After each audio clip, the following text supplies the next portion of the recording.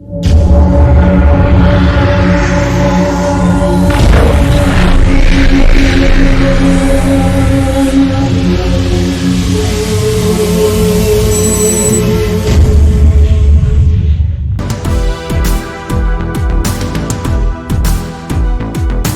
बात कर रहे हैं तने की। तना क्या है? तना पादप का वायवीय भाग है, लेकिन इसका मतलब ये नहीं कि तना हमेशा वायवीय होगा। सामान्यतया तना वायवीय भाग है, ये आरोही भाग है। आरोही भाग का मतलब असेंडिंग, वृद्धि करते हुए, ऊपर की ओर वृद्धि करते हुए, प्रकाशानुवर्ती, प्रकाश की ओर ऊपर की ओर वृद्धि करते हुए, इनको हम कहते हैं धनात्मक प्रकाशानुवर्ती।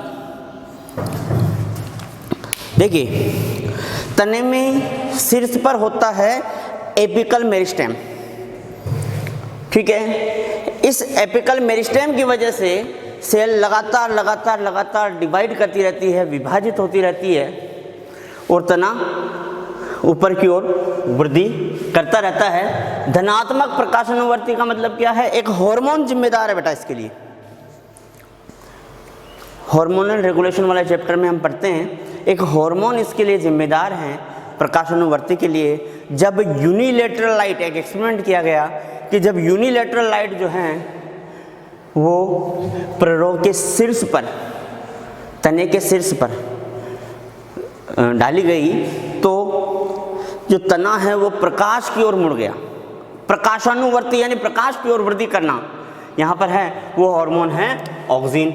ऋणात्मक गुरुत्वानुवर्ती यानी कि गुरुत्वाकर्षण शक्ति जो है नीचे की ओर वस्तुओं को भेजती है, लेकिन इसकी वृद्धि उस गुरुत्वाकर्षण के अपोजिट है, गुरुत्वानुवर्ती, ऋणात्मक गुरुत्वानुवर्ती हो गया। तने पर शाखाएं, पर्ण, फल आदि लगते हैं। दो शब्द हैं, एक है प्ररोह, एक है तना। प्ररोह के अंदर, प्ररोह पूरा एक तंत्र है, प्ररोह तंत्र। प्ररोह तंत्र के अंदर तना शामिल है, शाखाएं शामिल हैं, पर्ण शामिल हैं, कलिकाएं शामिल हैं, पुष्प शामिल हैं, फल शामिल हैं। ये सारा एक बड़ा नाम हम ले लेते हैं प्ररोह तंत्र। उस प्ररोह तंत्र के अंदर तना शामिल है, ठीक है। तो तने पर शाखाएं हैं, पर्ण भी इस पर लगेगी, फल लगेगा तनों पर। ये तना बनता कहाँ से है? अंकुरित बीज में, जो जर्मिनेटिंग सीड है उसके अंदर भ्रूण हैं। दो भाग हैं, एक प्रांकुर, एक मूलांकुर। पहले हमने समझा कि मूलांकुर से मूल का निर्माण हो रहा है और प्रांकुर से तने का निर्माण हो रहा है या प्ररोह का निर्माण हो रहा है। प्ररोह में तना शामिल है, ठीक है। तो अंकुरित बीज में प्रांकुर द्वारा, प्लूम्यूल अंग्रेजी में इसको कहते हैं, प्लूम्यूल द्वारा प्ररोह का निर्माण हो रहा है और प्ररोह में तना शामिल है, ठीक है। इस पर very very very important point आ रहा है कि तने पर पर्व व पर्व संधियां उपस्थित होती है।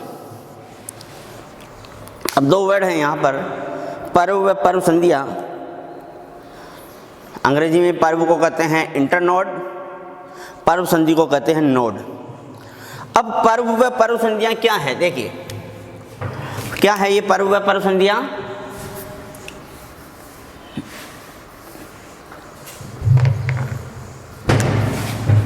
ये एक तना है,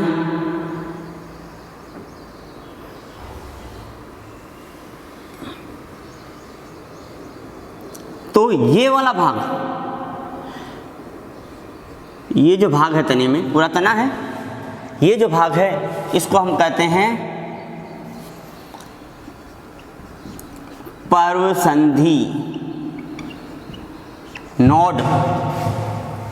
और यहां फिर ये ऐसा भाग आ गया, फिर ये दूसरी पर्व संधि आ गई। पर्व संधि बेटा वो भाग है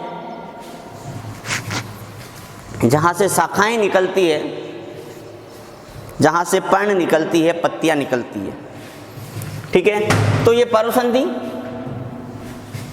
और इस दोनों पर्व संधियों के बीच में जो दूरी है वो है पर्व या इंटरनोड। क्या होता है बेटा, जो एपिकल मेरिस्टेम है वहाँ पर विभाजन के साथ साथ तना लंबाई में वृद्धि क्यों करता है? क्योंकि उसकी जो इंटरनोड है, उसकी जो पर्व है, वो पर्व इलोंगेट हो जाती है, पर्व जो है वो दीर्घीकृत हो जाती है। ये वाला हिस्सा जितना जब पर्व वाला हिस्सा जो है, इंटरनोड वाला हिस्सा जो है, पर्व या इंटरनोड एक ही बात है, पर्व संधि या नोड एक ही बात है। तो ये पर्व या इंटरनोड वाला जो हिस्सा है ये लंबाई में वृद्धि करेगा इस तरह से। पहले इस तरह से होगा पास पास, फिर धीरे धीरे ये लंबाई में वृद्धि करेगा। इस तरह से लंबाई में वृद्धि करने के कारण, जब ये लंबाई में वृद्धि कर रहा है तो लंबाई में वृद्धि करने के कारण क्या होगा, उस पादप भाग की, हम यहाँ तने की बात कर रहे हैं, प्ररोह की बात कर रहे हैं, ये प्ररोह या तना जो है लंबाई में वृद्धि करता है।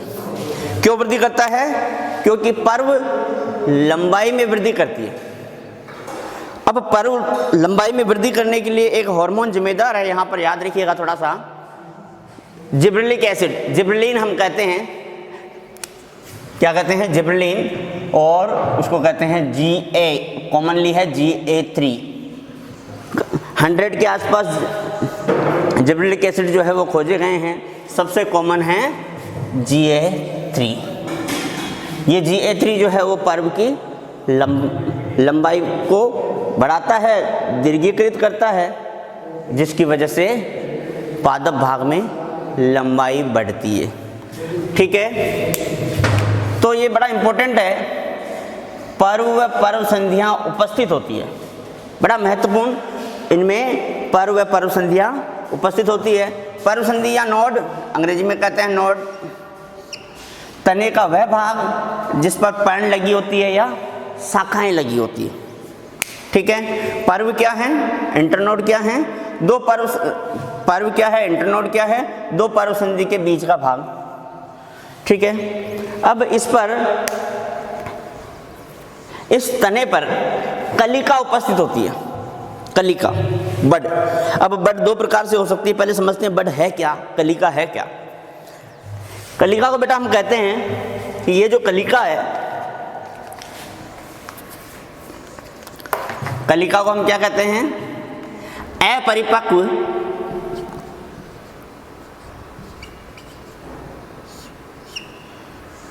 अपरिपक्व यंग स्टेम, अपरिपक्व यंग स्टेम कहते हैं, अपरिपक्व तना। अपरिपक्व तने का मतलब क्या है? अपरिपक्व तने का मतलब है इसमें जो इंटरनोड है इसका इलोंगेशन नहीं हुआ है, ये इंटरनोड पास पास में है। तो इस कलिका पर कई इंटरनोड जो है वो पास पास आती है, एक संघनित रूप है, एक संघनित तना इसको कह सकते हैं, संघनित रूप है, अपरिपक्व है और इसमें विभाजन की क्षमता पाई जाती है। तो ये जो कलिका है, ये कलिका तने पर मौजूद होगी। कलिका दो प्रकार से हो सकती है, एक्सिलरी बड कह देते हैं और एपिकल बड कह देते हैं, या अंग्रेजी में हम कह देते हैं तटस्थ कलिका और अंतस्थ कलिका। ये कलिका किस तरह से मौजूद होगी, देखिए,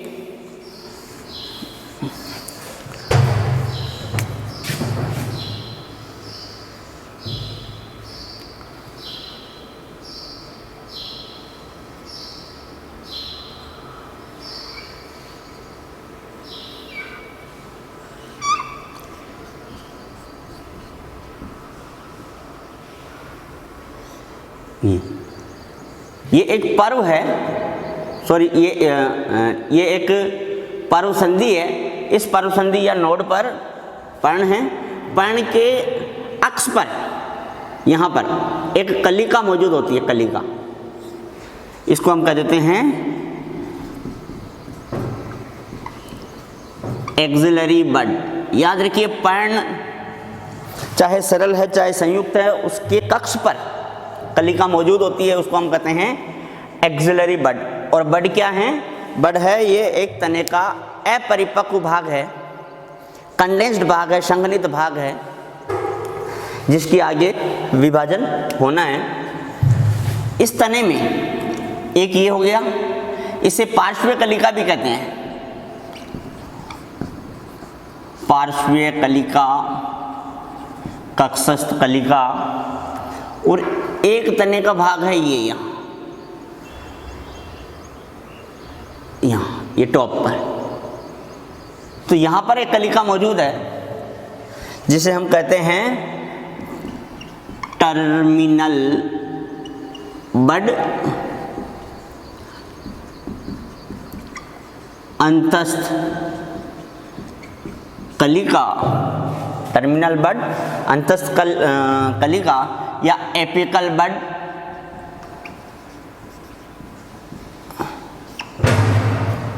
कई नाम हैं। इसी तरह से एक्सिलरी बड, पार्श्वीय कलिका, ये भी इनके दूसरी कलिका जो है ये पर्ण के कक्ष पर उनके अलग अलग नाम हैं। तो कलिका उपस्थित होती है। इस कलिका से क्या होगा, इस कलिका से होगा क्या, शाखा निकलेगी, ठीक है, शाखाएं निकलती है, या हम कहते हैं पुष्पीय शाखा निकलती है, या वेजिटेटिव ब्रांचिंग कायिक शाखा निकलती है इस कलिका से। ये तना जो है सामान्यतया हरा होता है, जो बाद में काष्ठीय व भूरा हो जाता है। बेटा देखो, शुरुआत में जो तना है, जब अंकुरित प्रांकुर से, जब प्रांकुर से निकला हुआ जो तना है वो हरा होता है शुरुआती दौर में, लेकिन डाइकोट में, द्विबीजपत्रियों में द्वितीयक वृद्धि के कारण, द्वितीयक वृद्धि होती है, उसके कारण तना क्या होता है, मोटा होता चला जाता है। और मोटा होने के बाद में इसीलिए लिखा है बाद में, मोटा होता चला जाता है। समझिए बात को। पादप में दो प्रकार की वृद्धि है, एक प्राथमिक वृद्धि जो प्राथमिक विभेजोत्तक के कारण होती है, एनाटॉमी में हम पढ़ते हैं। प्राथमिक वृद्धि में क्या होगा, पादप लंबाई में वृद्धि करेगा, लंबाई का बढ़ना प्राथमिक वृद्धि है। पादप भाग की मोटाई का बढ़ना द्वितीयक वृद्धि है। जब मोटाई में वृद्धि होती है, जब मोटाई में वृद्धि होती है तो तना कैसा हो जाता है, काष्ठीय हो जाता है। आप देखते हो मोटाई में वृद्धि हो रही है, उसके बाद में तने के बाहर की तरफ छाल नजर आती है।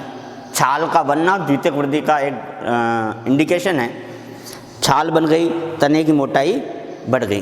तो हम कह रहे हैं जब मोटाई बढ़ जाती है तो तना कैसा हो जाता है, भूरा हो जाता है। तो हम कह रहे हैं सामान्यतः हरा होता है शुरुआती दौर में, जो बाद में काष्ठीय व भूरा हो जाता है। अब हम बात करते हैं तने के कार्य की। तने के क्या क्या कार्य हैं। तो तना जो है वो पर्ण, पुष्प, फल आदि को धारण करता है। पर्ण को धारण करता है, पुष्प को धारण करता है, फल को धारण करता है। ये तना जो है जल व खनिजों का पर्ण व फलों तक परिवहन करता है। जल व खनिजों का परिवहन भी करेगा, क्योंकि तने के अंदर क्या होता है, तने के अंदर होते हैं संवहन ऊतक, वेस्कुलर टिश्यू, जाइलम और फ्लोएम। तो हमें पता है कि जाइलम क्या करेगा, जाइलम मृदा से, जो जड़ के थ्रू, जड़ का जो जाइलम है, मूल का जाइलम है, वो क्या करेगा, मृदा से जल व खनिज लवणों का अवशोषण करेगा और तने तक पहुंचाएगा। तना फिर क्या करेगा, तने का जो जाइलम है वो क्या करेगा, उस जल व खनिज को विभिन्न भागों तक पहुंचाएगा। ठीक है। इसी तरह से फ्लोएम, फ्लोएम क्या करेगा, जो फोटोसिंथेटेज हैं, फोटोसिंथेज या फोटोसिंथेज, जो प्रकाश संश्लेषी उत्पाद है शर्करा, उस शर्करा को, जो पत्तियों में बनी है, उस शर्करा को विभिन्न भागों तक पहुंचाने का काम करता है। तो ये भोजन का विभिन्न भागों तक पहुंचाने का भी काम करता है। ठीक है। तो ये महत्वपूर्ण भाग है। अब हम बात करते हैं इसके बाद तने के रूप। अब हम बात कर रहे हैं तने के रूप का। देखो बेटा, अलग अलग बुक में अलग अलग तरह से लिखा हुआ है। तना जो है मजबूत भी हो सकता है, कमज़ोर भी हो सकता है। ठीक है। कमज़ोर का हम आगे जब रूपांतरण की बात करेंगे वहाँ पर बात करेंगे क्रीपिंग स्टेम किस तरह से हैं। अभी हम जो मजबूत तना है उसकी बात कर रहे हैं, ठीक है। तने के रूप में ये जो हैं ये सारे मजबूत तने हैं। अब कोडेक्स में क्या होता है बेटा, जो तना होता है वो असाकित होता है। याद रखिए कोडेक्स में तना कैसा होगा, असाकित होगा, लंबा होगा, और जहाँ पर पहले पत्तियाँ थी, जब पत्तियाँ गिर गई तो वहाँ पर कुछ निशान रह जाते हैं, ठीक है। किस तरह से होगा ये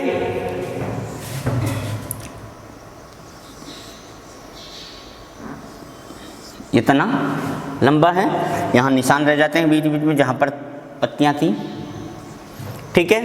इसके साथ साथ इसके शीर्ष पर एक साथ क्राउन ऑफ लीव्स हम कहते हैं, एक साथ पत्तियों का झुंड। किस तरह से,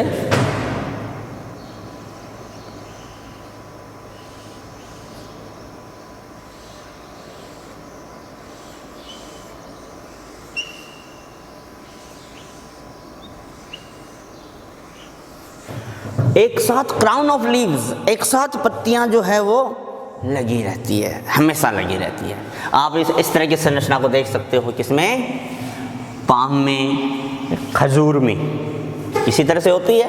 और खजूर देखते हो ना आप, खजूर के अंदर क्या है, यहाँ पर एक निशान बने हुए रहते हैं, यहाँ पर इस तरह से, जहाँ पर पहले कभी पत्तियां थी, इस तरह से ऐसा कित होता है लंबाई में बढ़ता हुआ, ठीक है। इसको हम कहते हैं कोडेक्स, ठीक है। कोडेक्स की क्या निशानी हो गई, ऐसा कित, लंबा तना जिस पर पत्तियों के गिरने से निशान बन चुके हैं, और उसके शीर्ष पर एक साथ पत्तियों का समूह पाया जाता है, इसको हम कहते हैं कोडेक्स, ठीक है। दूसरा हम देख रहे हैं कलम। ये कलम नहीं है बेटा जो गुलाब के अंदर होती है, कलम नहीं कह रहे हैं इसको, अच्छी तरह से पढ़ना, कलम कहते हैं इसको। इसमें क्या होता है कलम के अंदर,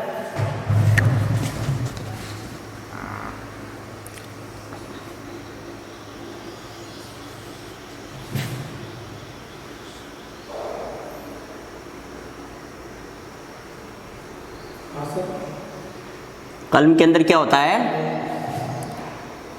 ये देखिए, ये क्या है, ये है पर्व संधि जो आपको नजर आ रही है, ये है पर्व संधि, ये है पर्व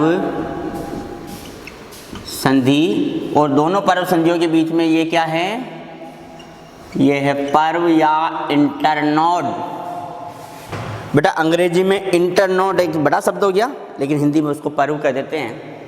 हिंदी में पर्व संधि कह रहे हैं, लेकिन इंग्लिश में छोटा शब्द कह देते हैं पर्व, नोड, पर्व संधि को कह देते हैं नोड। तो इसमें क्या होगा, जो पर्व संधि है वो बिल्कुल स्पष्ट होगी, देखने से ही पता लग जाएगा कि हाँ इस हिस्से में, तने के इस हिस्से में पर्व संधि है, बिल्कुल क्लियर। और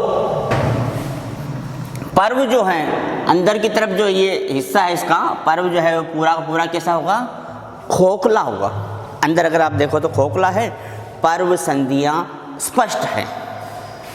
किसमें देखने को मिलता है, बांस, सभी ने देखा है ना बांस, बांस में इस तरह से स्ट्रक्चर्स नजर आती है, जॉइंट वाली, ऐसा लगता है जैसे जॉइंट कर रखा है, वो स्ट्रक्चर क्या है, पर्व संधि। और बांस को जब आप अंदर से देखते हो तो कैसा होता है, खोखला होता है, ठीक है। कैसा स्टेम हो गया वो, उसको हम कलम कह देते हैं, ठीक है। तीसरी टर्मिनोलॉजी है एक्स करंट। एक्स करंट में क्या होगा, एग्जांपल है पाइनस, इसमें क्या होगा,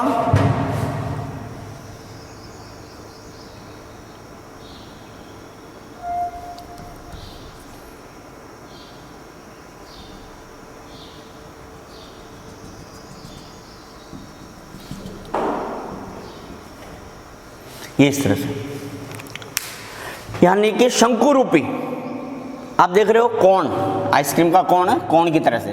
तो इसकी जो संरचना है वो कैसी होगी, एक तना है, उस तने के तने पर जो पत्तियां लगी हुई हो किस तरह से लगी हुई है, इस तरह से लगी हुई है कि एक पूरा का पूरा जो कोन शेप जो है कोणाकार या कोण शेप जो है वो नजर आ रहा है। किस तरह से नजर आता है ये?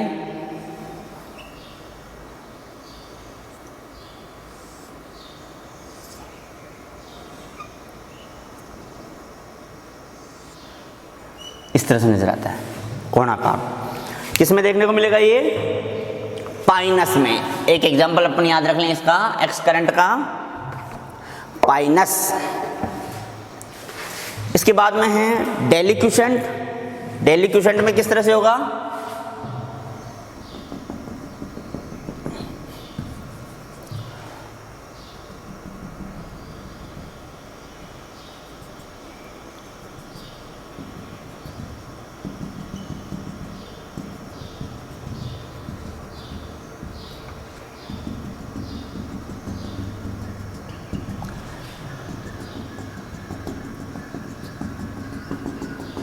जिसको अपन कहते हैं घना वृक्ष। ये तना है, इसके साथ साथ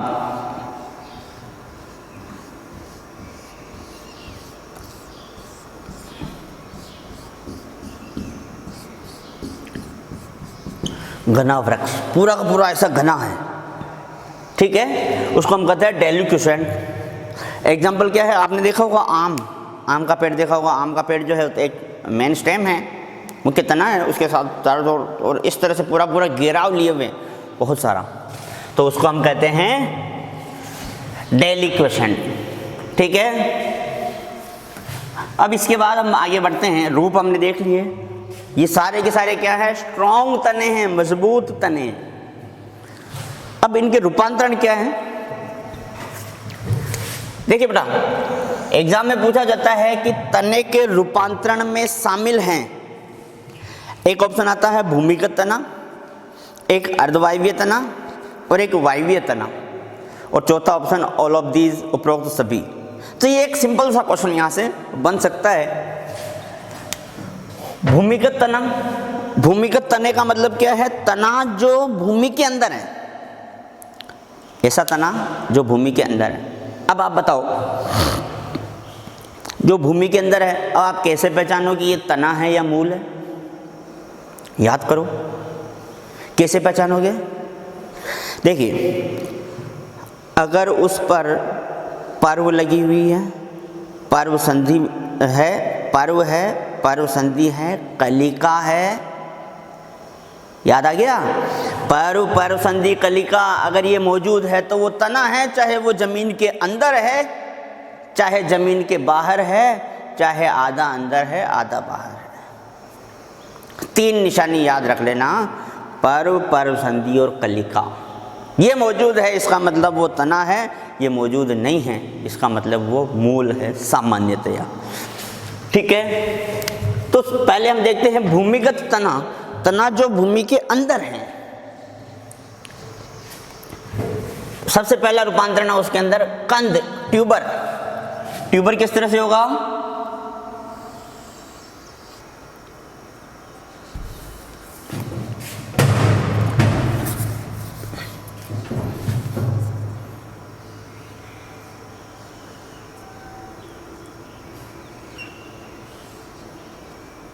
ये आलू सपोज, या इसको और स्पष्ट तरीके से बना लेते हैं, ये आलू, ठीक है। तो आलू जो हैं वो क्या है बेटा? कंद हैं। अब होता क्या है, जो तना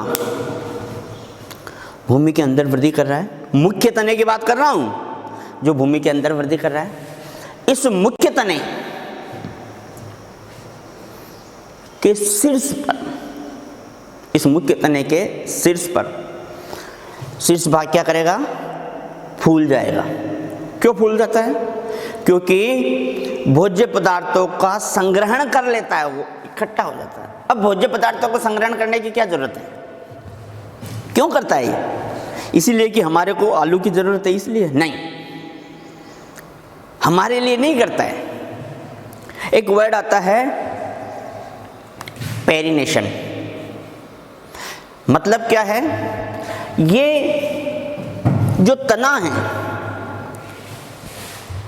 वो प्रतिकूल वातावरण को ज्यादा सहन नहीं कर सकता, ये कहता है कि भाई अब मैं ज़्यादा सहन नहीं कर सकूँगा, प्रतिकूल वातावरण बनेगा, मैं अपने शीर्ष पर, मुख्य तने के शीर्ष पर जो भूमिगत है उस शीर्ष पर भोज्य पदार्थों को संग्रहण करके फूल जाऊँगा। है तो तना ही ना, फूल जाऊँगा। और मेरे में जो कलिका है, कक्षस्थ कलिका, मेरे में जो कलिका है उस कलिका से जब मुझे अच्छा माहौल मिलेगा, अच्छा वातावरण मिलेगा, नमी मिलेगी, फिर से वापस, इस तरह की टर्मिनोलॉजी को हम कहते हैं पेरिनेशन। ठीक है, तो आलू इस तरह से जो मुख्य तने की जो मुख्य तने का जो शीर्ष भाग है उस पर फूल गया। अब फूल गया तो इसके अंदर क्या मौजूद है, इसके अंदर ये कक्षस्थ कलिका मौजूद है। भाई कलिका तो होगी, कलिका है तभी तो हम कह रहे हैं तना है। ठीक है, कलिका मौजूद होगी। इस कक्षस्थ कलिका को हम कहते हैं आई। जब आलू रखा हुआ होता है ना तो हम कहते हैं आलू की जो ये आंखें हैं, ये आंखें क्या है, कक्षस्थ कलिका है। आप देखते हो कि जब आलू हम रख करके सपोज भूल गए, कुछ आलू लेके आए, टोकरी में रखे, बकेट में ऊपर रख दिया कि बाद में काम में लेंगे, भूल गए। अब क्या हुआ, मौसम बदला, क्योंकि उसके अंदर पेरिनेशन तो है, अपने आप को फूड स्टोर करके रख लिया। अब क्या कर लिया, जैसे ही बारिश का मौसम आया, मॉइस्चर मिला, आलू ने सोचा होगा कि मौसम ठीक है, अब मुझे वापस नया पादप बनाना है। तो आप क्या देखते हो, ये जो कक्षस्थ कलिका है,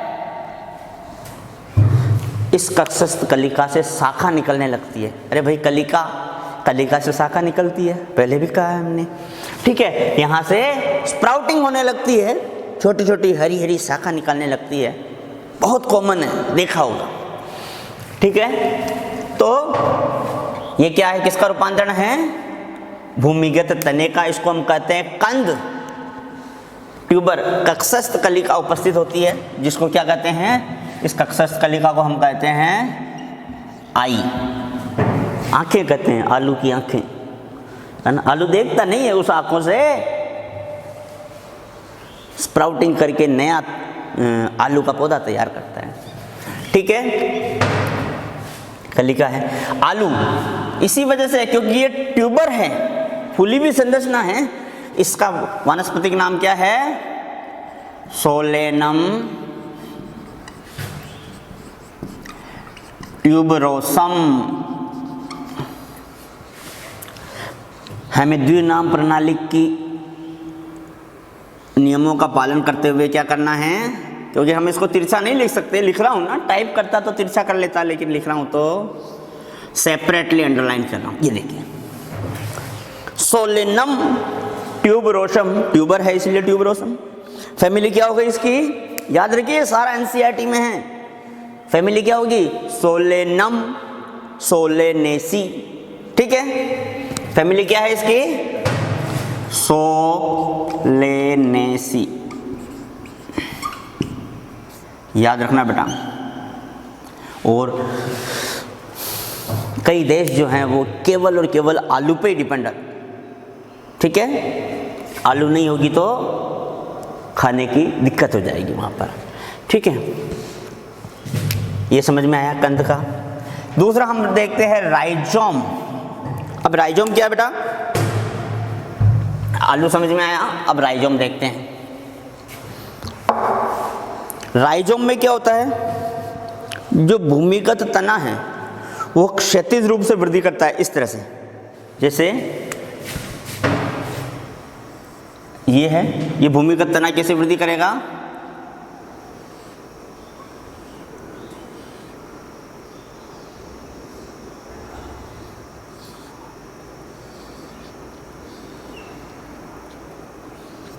ये भूमिगत तना है, इस तरह से वृद्धि कर रहा है क्षैतिज रूप से।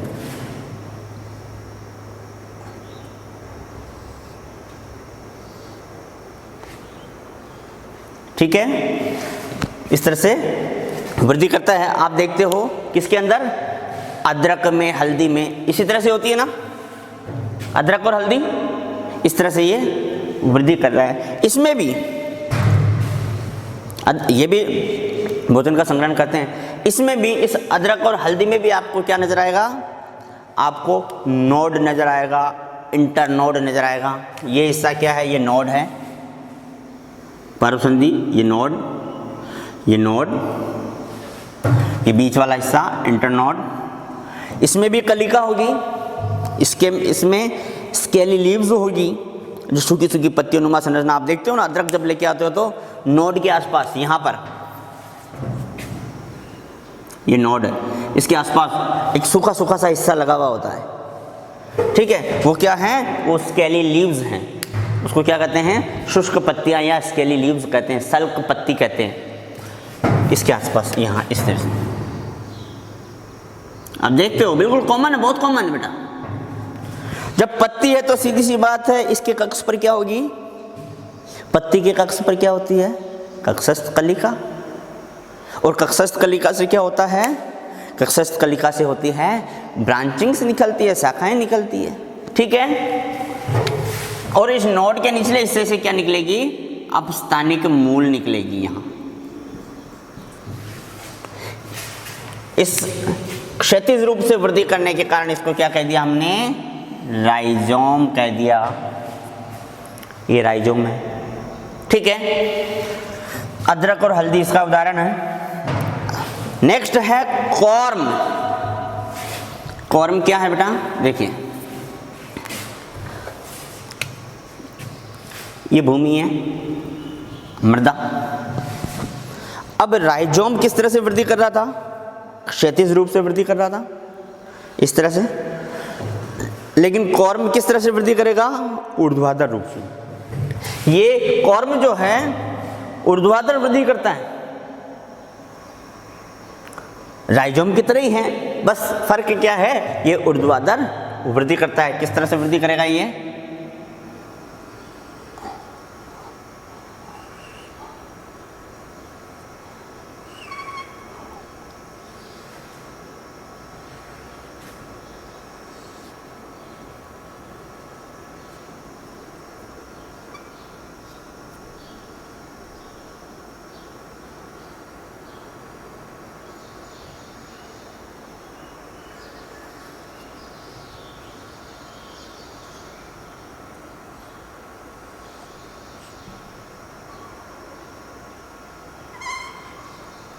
ये इस तरह से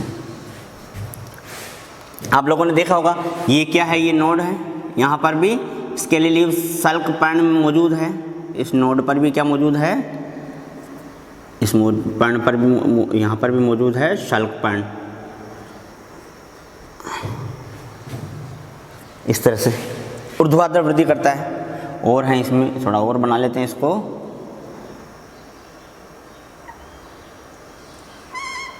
ये इस तरह से ऐसे संरचना, ये नोड है, ये नोड, ये नोड, ये नोड और बीच का हिस्सा इंटरनोड।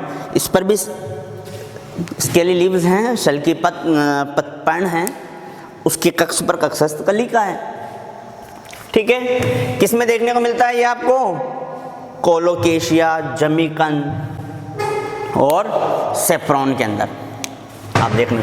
अब इसमें एक चीज देखो आप, इसमें जो ये नोड है, ये नोड है, ये नोड है, ये नोड है, ये नोड है, पर्व संधि है। राइजोम में हमने क्या देखा था? राइजोम में हमने देखा था कि जो पर्व है, इंटरनोड है, वो लंबी थी। किसके तुलना में? उसके व्यास की तुलना में, डायमीटर की तुलना में। लेकिन यहां पर क्या है? यहां पर देखो, नोड, ये इंटरनोड जो है वो छोटी हो गई और इनका जो व्यास है, ये डायमीटर जिसको अपन करें, ये जो इसका डायमीटर है, डायमीटर बड़ा है जबकि लंबाई छोटी है। इंटरनोड छोटा और डायमीटर बड़ा। ये देखने को मिलता है अपने को कोलोकेशिया में, जमीकंद में और सेफ्रॉन में, ठीक है। फिर हम बात करते हैं अगले भूमिगत तने की। अगला भूमिगत तना जो है वो है बल्ब। देखिए इधर देखिए बल्ब, ये बल्ब नहीं जो घरों में लगाते हैं, नहीं, बल्ब। प्याज देखा, प्याज, अरे खाया भी होगा, छीला भी होगा। तो प्याज के अंदर जब हम प्याज को कट करते हैं तो एक संरचना हमारे को देखने को मिलती है। किस तरह की संरचना होती है? ये छोटी सी प्यारी सी नन्ही सी, ये इस तरह की संरचना होती है, डिस्क। अरे देखा होगा, इस संरचना पर क्या होता है, ये इस तरह से रूट्स लगी हुई होती है, देखिए ना। और इसके साथ साथ फिर क्या होता है,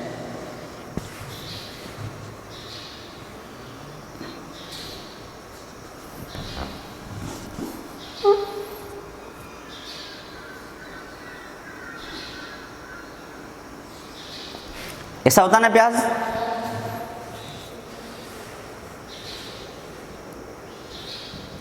इस तरह की संरचना, ठीक है। तो ये जो संरचना है, ये डिस्क जो है, जिसे हम काट के अलग कर देते हैं ब्राउनिश कलर की, ब्लैक या ब्राउनिश कलर की जो डिस्क है, वो डिस्क क्या है, वो डिस्क तना है। कितना रिड्यूस्ड हो चुका है, कितना वो संघनित हो चुका है, वो डिस्क जो है वो तना है। और इस पर एक कलिका मौजूद होती है, ये इस तरह से, ऐसी संरचना देखी होगी आपने, इस तरह से। जब आप आज प्याज को सही तरीके से काट के देखना, इस तरह की संरचना देखने को मिलेगी आपको। तो बल्ब में क्या है, एक डिस्क है और इस डिस्क पर एक तरफ अपस्थानिक मूल है, ये अपस्थानिक मूल। क्यों कह रहे हैं अपस्थानिक मूल? क्योंकि तने से निकल रही है। एक स्ट्रक्चर है, रिड्यूस्ड स्टेम है ये। इसके चारों ओर क्या देखते हो आप, जो फ्लेसी लीव्स हैं, मांसल पत्तियां हैं, वो निकली हुई होती हैं। और एक कॉन्सेंट्रिक अरेंजमेंट में सेंटर से अगर हम ओनियन का जो छिलका है, छिलका सबसे बाहर वाला जो भूरा भूरा सा होता है, जिसको हम क्या करते हैं, अलग कर देते हैं, करते हैं ना, वो क्या है, वो स्केली लीव्स हैं।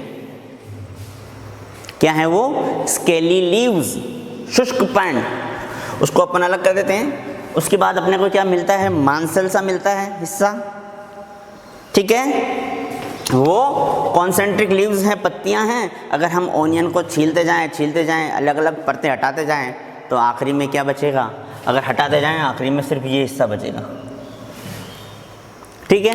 इस संरचना को हम कह रहे हैं बल्ब। और ये जो मांसल पत्तियां हैं अंदर कॉन्सेंट्रिक अरेंजमेंट में, केंद्र से इस तरह से ये अरेंजमेंट है, एक फिर उसके पास दूसरी फिर तीसरी, ऐसे पत्तियां आपस में लिपटी हुई है पत्तियों। और इस संरचना को हम कहते, ये जो कवर है, इस संरचना को हम कह रहे हैं ट्यूनिक, ठीक है।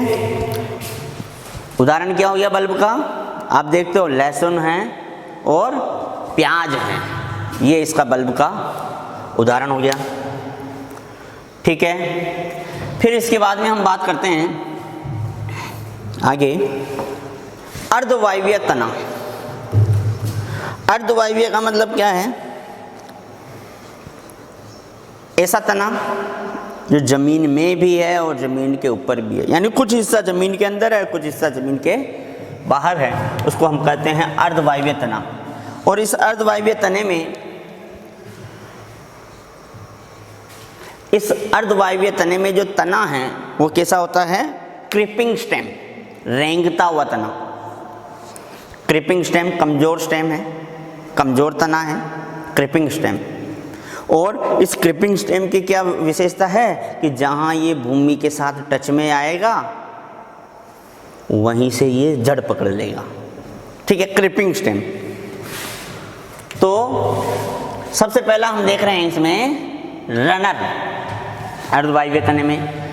रनर में क्या होगा, पर्व जो है यानी इंटरनोड जो है वो लंबा होगा किस तरह से? जैसे ये ज़मीन है, भूमि है, यहाँ पर ये जड़ें हैं,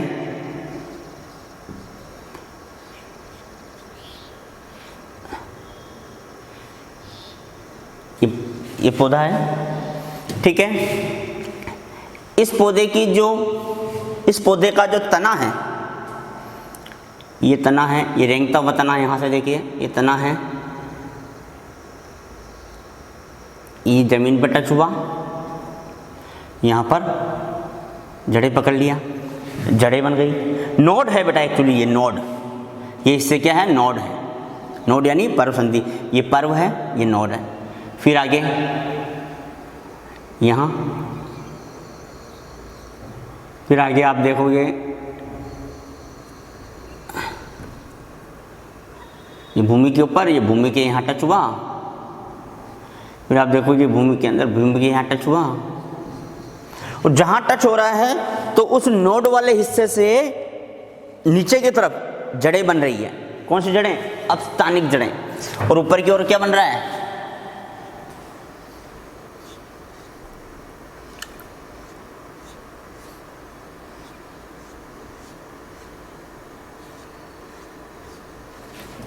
पौधा बन रहा है। तो इस तरह की संरचना। अब देखो ये इंटरनोड जो है ये क्या है? लंबी पतली है, बहुत पतली तार की तरह से। आप देखते हो, बिल्कुल देखते हो, कभी बगीचे में देखो आप घास, मैं आपको बताता हूँ, एक घास का पौधा आप निकाल के बता दो बिना दूसरे को डिस्टर्ब किए, नहीं निकाल पाओगे। क्योंकि आप क्या देखते हो कि जो घास का पौधा है, जब हम एक पौधे को निकालते हैं तो उसके तने के साथ में दूसरे घास का पौधा जुड़ा हुआ है, देखते हो ना। तो वो किस तरह की संरचना होती है? इस तरह से। तभी तो हम कहते हैं बेटा कि हमारे घर में एक गार्डन है, उसमें हमारे को घास लगानी है, तो हम क्या करते हैं? एक घास का पौधा यहाँ लगा दिया, एक यहाँ लगा दिया, एक यहाँ लगा दिया, इस तरह से रैंडमली हम लगा देते हैं। जब पानी देते रहते हैं तो पूरा का पूरा एरिया जो है वो घास से भर जाता है। क्यों होता है ऐसा? क्यों?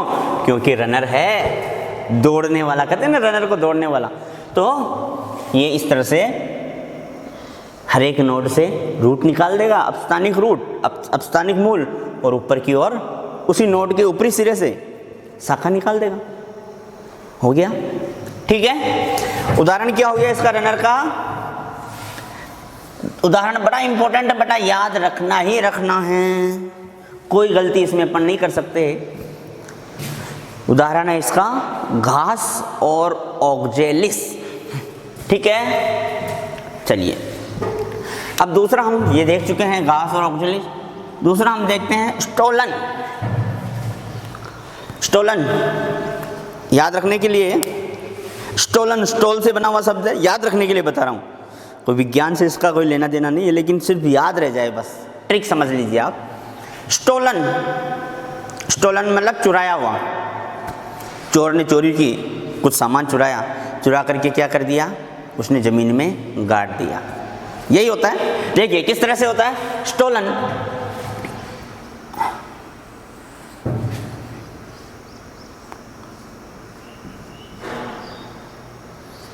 ये पौधा, ये कौन सा पौधा? आप ये मत पूछिएगा, सिर्फ समझाने के लिए बता रहा हूं बेटा, है ना। ये पौधा है, ठीक है। इस पौधे में जो निचला भाग है तने का, इस पौधे में तने का जो निचला भाग है, उस निचले भाग से एक आर्क बनाते हुए, धनुष की तरह से ये बनाते हुए, ये देखो ये आर्क बनी, जमीन पर टच हुई, ठीक है। यानी कि सोना जो चुराया था वो यहाँ गाड़ दिया, ठीक है। अब यहाँ पर आर्क की तरह से, इसलिए अर्थवाही भी कहते हैं क्योंकि ये हिस्सा बाहर है, ठीक है। यहाँ पर क्या बन गई? रूट बन गई, नया प्लांट बन गया।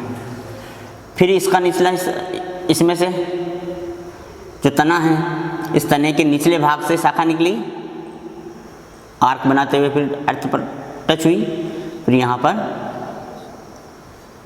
इस तरह की संरचना, ठीक है। फिर यहाँ पर प्लांट बन गया। अरे भाई एक ही दिशा में नहीं, यहाँ तो बताने के हिसाब से एक दिशा में बता रहा हूँ, लेकिन ये इधर भी इस तरह से बनेगा, इसके चारों ओर अलग अलग दिशाओं में ऐसा बनेगा। इसको हम कहते हैं स्टोलन। आर्क इंपॉर्टेंट है, आर्क बनाते हुए ये भूमि के अंदर प्रवेश करता है। एग्जाम्पल क्या हो गया इसके? स्ट्रॉबेरी, जैस्मीन, चमेली, है ना, पेपरमिंट, ये एग्जाम्पल हो गए। अब अगला है शक्कर। शक्कर में क्या होगा बेटा? देखिए शक्कर में क्या होगा बेटा?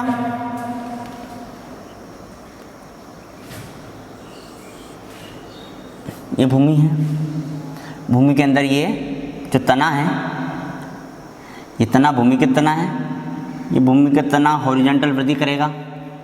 हॉरिजॉन्टल समझ रहे हो? क्षैतिज रूप से वृद्धि करेगा। ये क्षैतिज रूप से वृद्धि कर रहा है, तिरछे रूप से बाहर निकलेगा। शक्कर, शक्कर को समझने के लिए शक करने वाला, शक्कर का मतलब होता है शक करने वाला, खींचने वाला, ठीक है। तो समझने के लिए बेटा, ठीक है, ये तना है, ये तना भूमिगत तना है, क्षैतिज रूप से वृद्धि कर रहा है। क्षैतिज रूप से वृद्धि करते हुए ये क्या करेगा? तिरछे रूप से बाहर निकल जाएगा। यहाँ तिरछे रूप से बाहर निकल रहा है और यहीं पर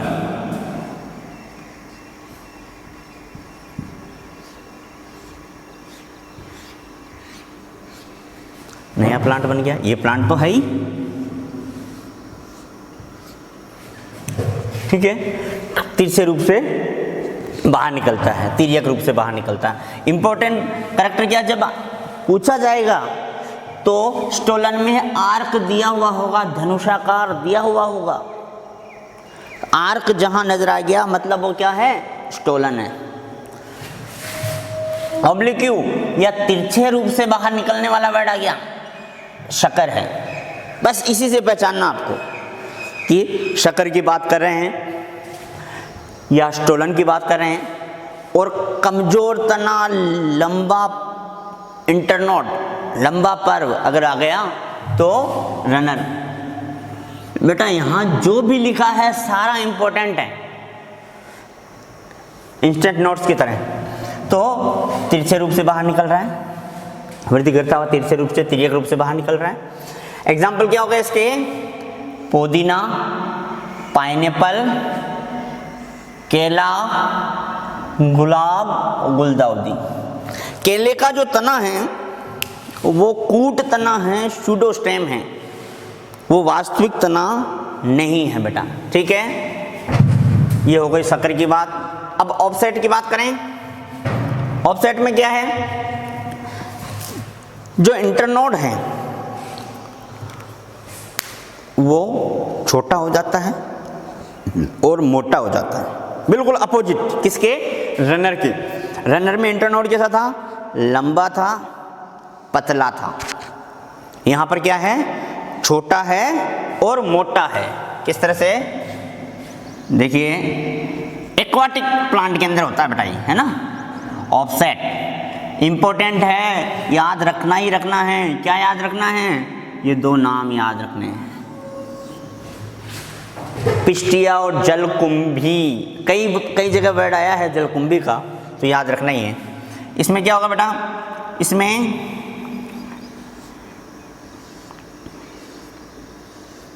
ये टफ्ट ऑफ रूट्स निकलेगी, पूरा पूरा झुंड, और उसके ऊपर ये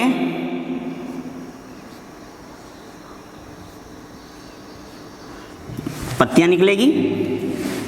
फिर यहां से तना है, ये इंटरनोड है, ये इंटरनोड इस तरह से मोटा हो गया, ठीक है। फिर यहां से जहां पर नोड होगा उस नोड से क्या निकलेगी? एडवेंटियस रूट निकल गई। फिर वापस यहां से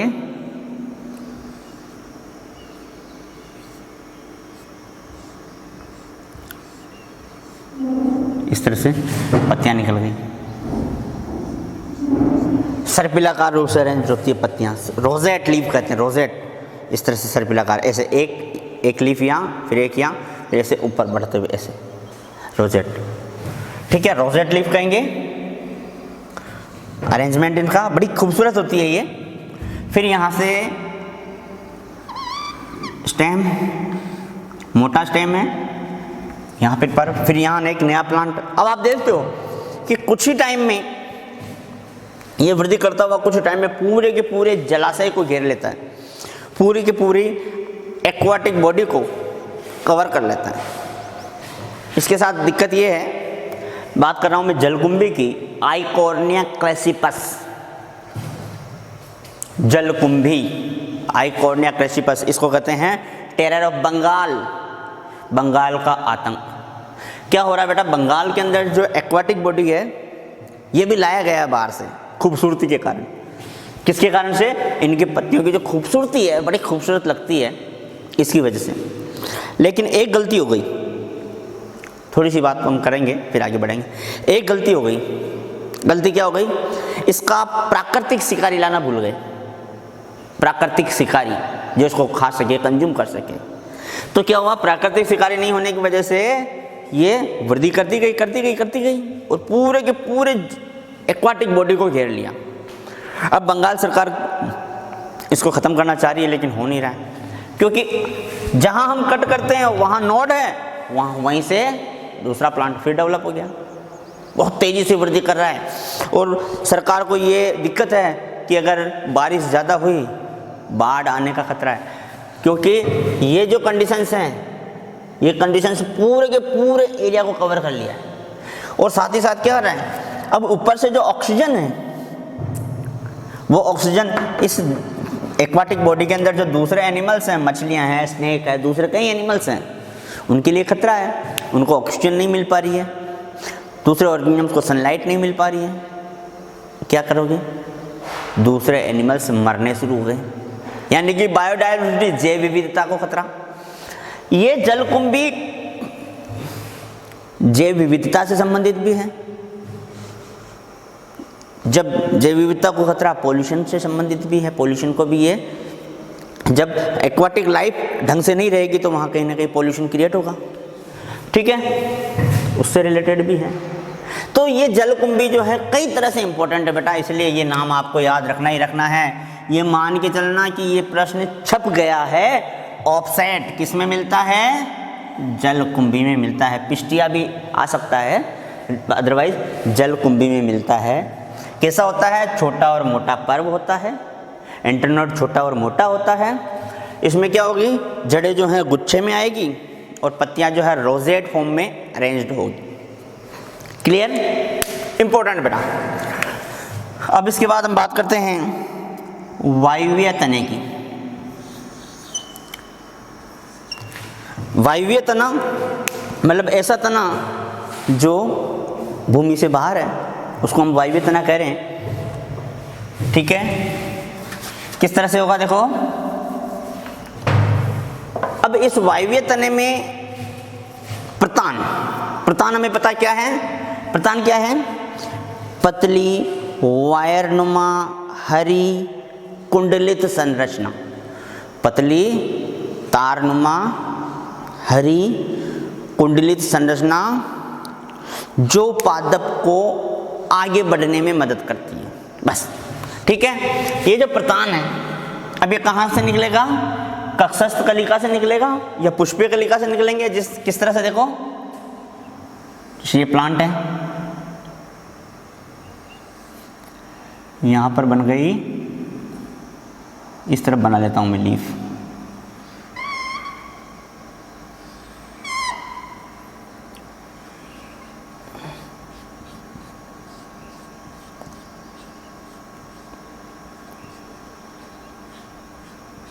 ये लीफ बन गई।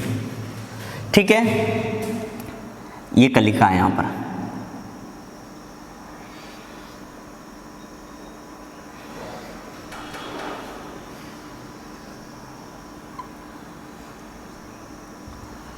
ठीक है, ये लीफ बन गई।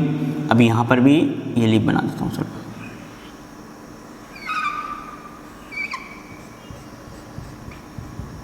तो ये जो कलिका है,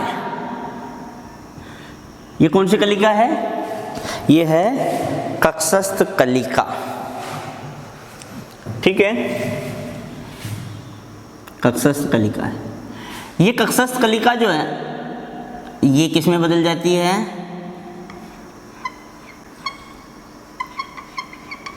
टेंड्रिल में बदल जाती है। देखो इस तरह से टेंड्रिल में बदल गई। ये कक्षस्थ कलिका है, ये किस में बदल गई? टेंड्रिल में बदल गई, जो किसी संरचना के चारों ओर लिपट करके पादप को यांत्रिक सहायता प्रदान करती है, क्लाइंब ऊपर चढ़ने में मदद करती है। ठीक है, उदाहरण क्या हो गए? अंगूर। ठीक है, प्रतान। याद रखिए, वेरी वेरी वेरी इंपॉर्टेंट, तरबूज खरबूज जो हैं, कुकुरबिटेसी में कौन सा प्रतान? तने का रूपांतरण वाला प्रतान। याद रखना, कुकुरबिटेसी, खीरा, कद्दू, लौकी जो भी हैं, कुकुरबिटेसी में प्रतान किसका रूपांतरण है? तने का रूपांतरण है। अब और ज्यादा आगे पूछ ले तो तने में एक कलिका का रूपांतरण है। ठीक है, इतना नहीं पूछेंगे, यही पूछेंगे किसका रूपांतरण है? तने का, पर्णक का, इस तरह से। ठीक है बेटा, तो वेरी वेरी वेरी इंपॉर्टेंट, कभी मत भूलना, गलती से भी मत भूलना, तरबूज और खरबूज चाहे खाओ नहीं लेकिन याद जरूर रखना। ठीक है, इसके अलावा अंगूर है, पैसिफ्लोरा है, ये भी इसके एग्जाम्पल है। लेकिन तरबूज और खरबूज ये बहुत इंपॉर्टेंट है, very very very very important. जितनी बार वेरी बोलूँगा बढ़ता चला जाएगा। चलिए, फिर इसके बाद हम बात करते हैं वायव्य तने में कंटक। कटक नहीं है ये, कंटक। बेटा दो टर्म है, हिंदी में उसको कंटक या शूल कह दिया, दोनों को एक जैसा। दो टर्म है, एक है थॉर्न और एक है स्पाइन। स्पाइन और थॉर्न दोनों का मतलब कांटा होता है, दोनों का मतलब कांटा होता है। अगर हिंदी देखे तो कांटा। अंतर क्या है? कांटे कांटे में फर्क है। अंतर क्या है? जो थॉर्न है, याद रखना बेटा, जो थॉर्न है वो तने का रूपांतरण है। हिंदी में थोड़ा गड़बड़ कर रखा है वहाँ पर एनसीईआरटी में। जो थॉर्न है वो कांटे का, जो थॉर्न है वो तने का रूपांतरण है। टिप और थॉर्न, टिप और तना, समझने के लिए। ठीक है बेटा, स्टेम होता तने का, टिप और तना, समझने के लिए इंग्लिश में, है ना। तो थॉर्न जो है वो तने का रूपांतरण है। ये कैसा है? सीधा है, ये इस तरह से। देखो किस तरह से, जो बड है, कलिका ना, उस कलिका में हम यहाँ बना देते हैं थॉर्न। ये कलिका है, ये कलिका किस में बदल गई? थॉर्न में बदल गई। ये देखो, ये थॉर्न है, कांटा। ये इस तरह से होता ना कांटा।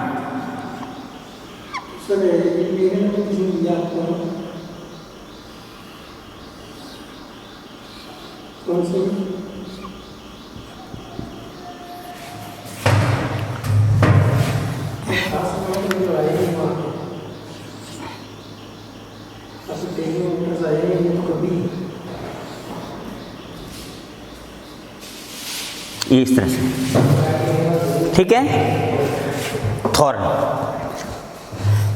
और जो स्पाइन है वो किसका रूपांतरण है? स्पाइन रूपांतरण कांटे की तरह ही है, छोटा है, नुकीला वो भी है, चुभता वो भी है, छोटा है, पतला है, और पर्ण का रूपांतरण है। किसका रूपांतरण है वो? स्पाइन, पर्ण का।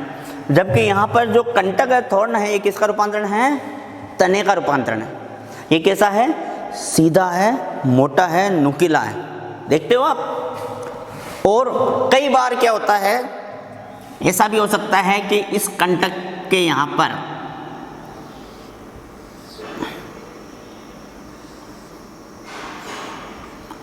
ये इस तरह से पर्ण मौजूद हो, ऐसा भी हो सकता है। ठीक है, कंटक पर पर्ण भी हो सकती है। दूसरा, एक तो ये अंतर हो गया।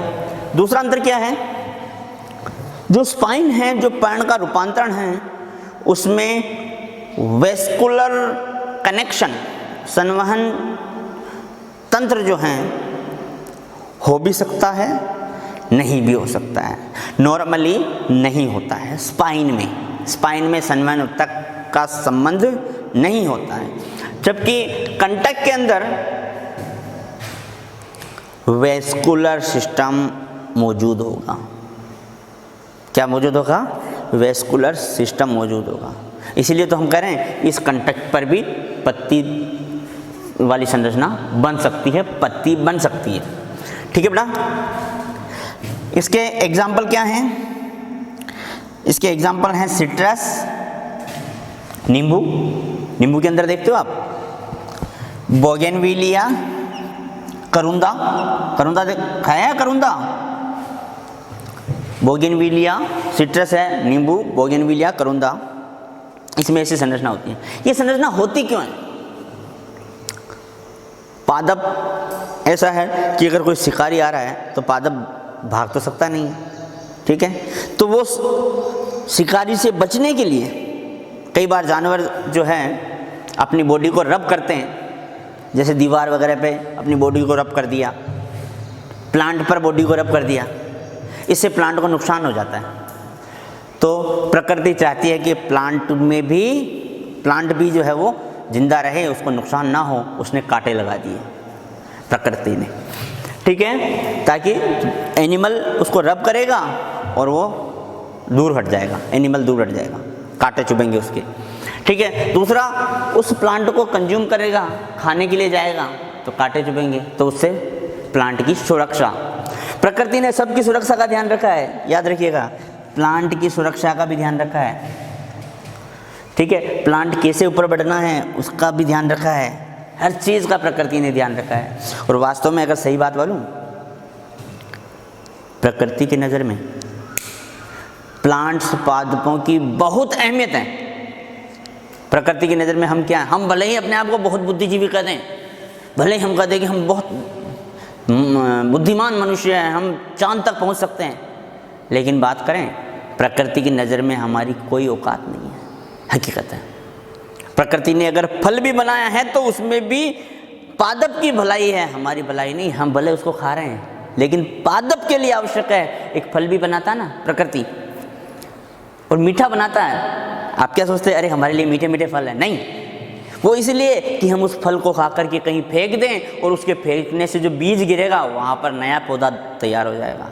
प्रकृति चाहती है कि हमारे को उस पौधे को फैलाने का काम लिया जाए।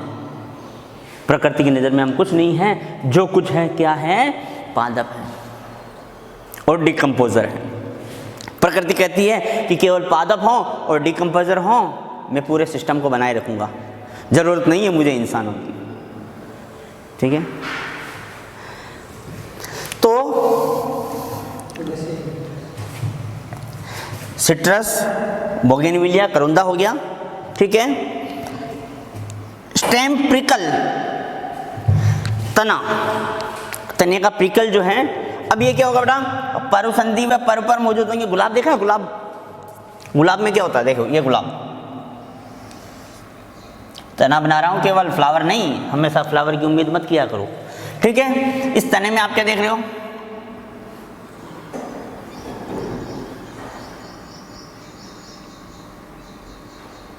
इस तरह से जो कांटे हैं वो हल्के मुड़े हुए रहते हैं। तने में देखोगे आप, गुलाब का आज ही देखना, जो तना है उसमें कांटे जो है हल्के टर्न लिए हुए होते हैं, ठीक है, कोमानुमा जिसको अपन कहते हैं, वो क्या है? वो स्टेम प्रिकल कहलाते हैं। गुलाब इसका उदाहरण है, स्टेम प्रिकल, ठीक है बेटा। चलिए अब इसके बाद हम हुक की बात करते हैं। हुक भी क्या है? लंबी नुकीली संरचना है। लंबी नुकीली संरचना है, कहाँ से होती है? बड से, कलिका से। किस तरह से? ये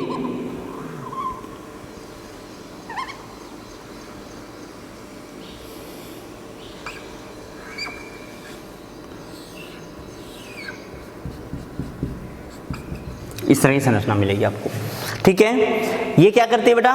ये भी यांत्रिक सहायता के लिए, जिस तरह से टेंड्रिल है ना, उस तरह से हुक भी कहीं अटक जाता है प्लांट का, और उसमें फिर वो प्लांट आगे वृद्धि करता है। हुक मिलेगा देखने को आपको। लंबी नुकीली संरचना है, एग्जाम्पल क्या है, बिग्नोनिया। बेटा याद रखना, बोगेनविलिया अलग है, बिग्नोनिया अलग है, कंफ्यूज मत होना। बल्बिल्स, अब देखो बेटा, बल्बिल्स होती है, जैसे एक स्ट्रक्चर में बनाता हूं यहां पर,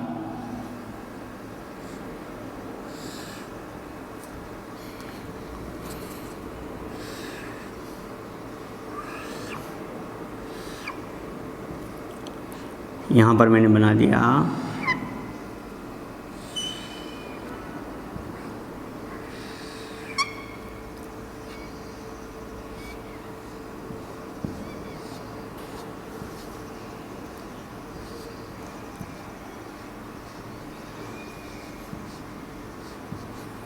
एगेव, समझ लेना बेटा, एगेव है ना, एगेव, एगेव का ये हो गया। तो क्या होगा, जो बड है कलिका ना, कक्षस्थ कलिका, ये कक्षस्थ कलिका क्या करेगी, फूल जाएगी। कलिका क्या है, मैंने कहा था अपरिपक्व यंग स्टेम, जिसमें इंटरनोड शॉर्ट होती है, कंडेंस्ड होती है, संघनित होती है, ठीक है। तो क्या होता है बेटा, ये कलिका थी, ये कलिका क्या हो गई, ये इस तरह से कलिका क्या हो गई,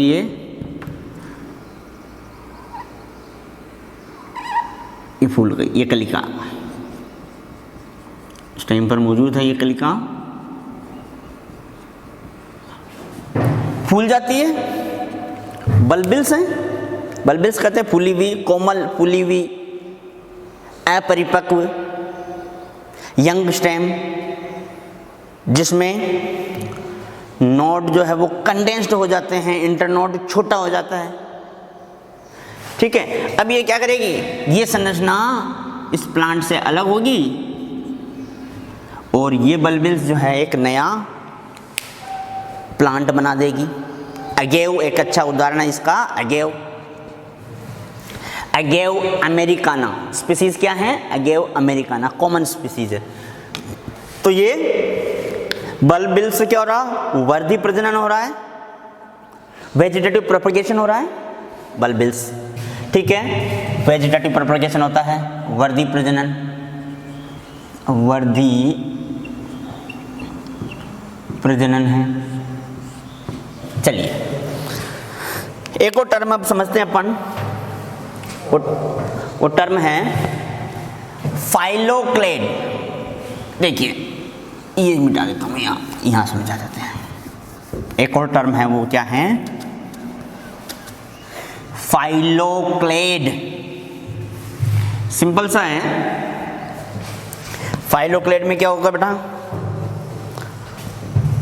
जो तना है वो पत्ती में बदल जाएगा, पर्ण में बदल जाएगा, और पर्ण है वो कांटों में बदल जाएगा। क्या कह रहे हैं, तना पर्ण में, पर्ण कांटों में बदल गया। क्यों बदला हुआ, क्योंकि पर्ण पर जो रंध्र है ना, उसकी वजह से वाष्पोत्सर्जन बहुत ज़्यादा होता है।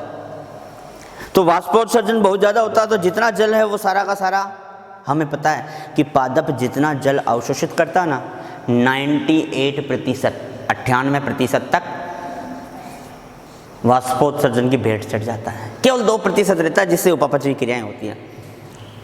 और अगर वो मरुस्थल में लगा हुआ पौधा है तो अरे भाई उसे जिंदा रहना है, तो अपने आप में ऐसी अनुकूलता लेके आनी है कि कम से कम जल का उपयोग हो, कम से कम जल वाष्पोत्सर्जन का शिकार हो, वाष्पोत्सर्जन की भेंट चढ़े कम से कम। तो क्या हुआ, जो तना है वो पत्ती की तरह, जो तना है वो पत्ती में रूपांतरित हो गया, यानी कि प्रकाश संश्लेषण का काम कौन करेगा, अब तना करेगा, जो पत्ती की तरह काम कर रहा है। और पत्तियां कांटों में बदल गई, किसके लिए, वाष्पोत्सर्जन को रोकने के लिए, ठीक है बेटा, कम करने के लिए, ठीक है। अब इसमें दो तरह की चीजें हो सकती है, तना चपटा भी हो सकता है, बिल्कुल ओपन शिया, नागफनी देखा ना, चपटा, अरे घरों में लगाते हैं बेटा, गमलों में लगी हुई होती नागफनी, ब्रांच स्ट्रक्चर होती है इस तरह से।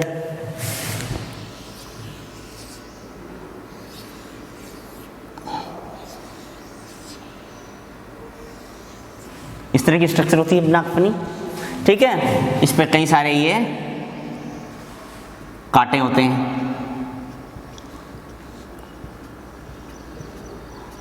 कांटे किसका रूपांतरण है?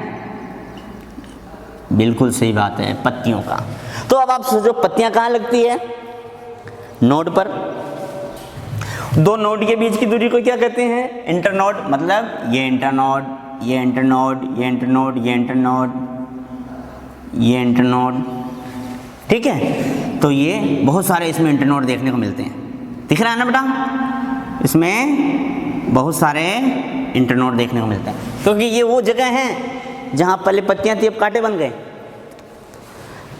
तो नोड थोड़ी बदल गया, ठीक है। तो कई सारे अपने को इसमें कांटे नजर आते हैं। ऐसे चपटा हो सकता है या मांसल सिलेंड्रिकल हो सकता है। मांसल सिलेंड्रिकल, गोला का ऐसा सिलेंडर की तरह से, ठीक है। अगर चपटा है तो हम कहेंगे ओपनशिया उदाहरण, अगर मांसल सिलेंड्रिकल है तो हम कहेंगे यूफोरबिया उदाहरण।